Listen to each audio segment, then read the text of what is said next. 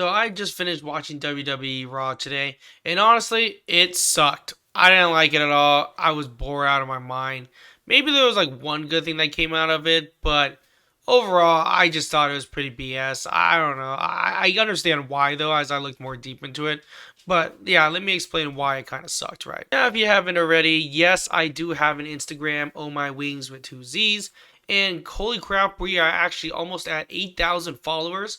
We're at 7,948 followers. Holy crap, it's insane. And so thank you for all your support. You guys have been really helpful with the channel and as well as the Instagram, just liking. And we got this one video right here where I'm totally simping. It's at 236,000 views. Holy shit. So thank you so much for the support there. We got a ton of videos from the Disney World trip that we had, Epic Universe. It's all here for you, so definitely check that out. But anyways, let's get back to it. First, to start off with Gunther interrupting the cold opening, of course. And again, I thought AJ Styles was going to come out because I think they were doing like a tribute to him today. But of course, Gunther had to be the asshole again, coming out and trying to interrupt and making be like, I made AJ Styles tap out or pass out like a bit, whatever he did. But overall, of course, Corey Graves and Michael Cole were upset about it. Adam Pearce comes out with his high blood pressure as always, basically gets him out. But Dragon Lee comes out, attacks him. So I guess that's a future match that we're waiting for is Dragon Lee versus Gunther. Of course, Cody Rhodes appears and, well, that doesn't last very long either. So I don't understand what they're trying to do. They're trying to do these promos and then, like, they end up, like, totally, like, getting interrupted by the Vision. Now, again, I don't know what's going on in the Vision, man, because the Vision's aura has been overall been crazy. What's been going on? So there's like the what do you call it? The qualifying match with Jay Uso that same time, Jay El Grande and what's his name? Bronson Reed, right? So my bet was on Bronson Reed because I'm like, okay, Bronson Reed, it kind of has to be him, right?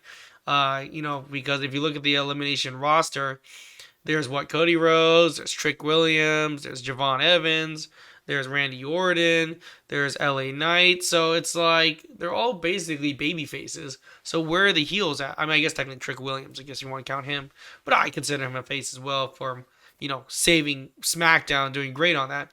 So it was Jay versus what's it called? Jay versus El Grande and Bronson Reed, and of course the match.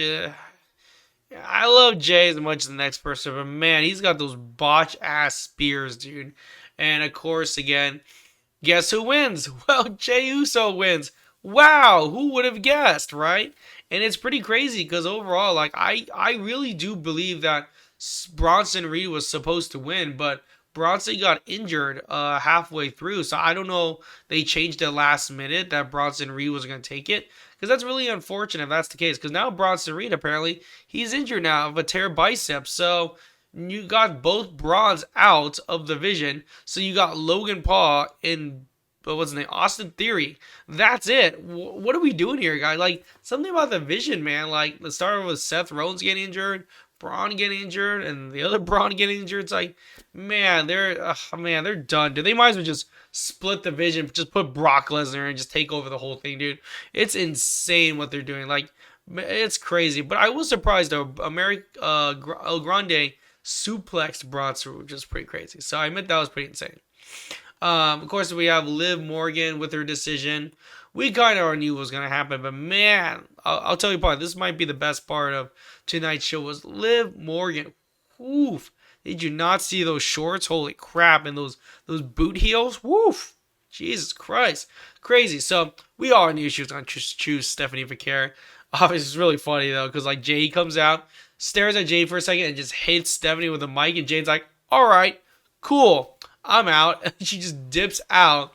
So I guess Liv is picking Stephanie Vaquer, and I think Liv is going to win it. I mean, honestly, Liv Morgan winning WrestleMania, I can see that happening for sure. I think Liv's going to win, so I thought that was pretty funny. But I noticed the botch Oblivion. Am I the only one that kind of saw that? She tried doing the Oblivion, but Vaquer didn't sell that, and then she had to do it again. Was I the only one that saw that? Anyways, but overall, I mean, great. I think overall it was kind of, that was probably pretty fun to watch, to be honest.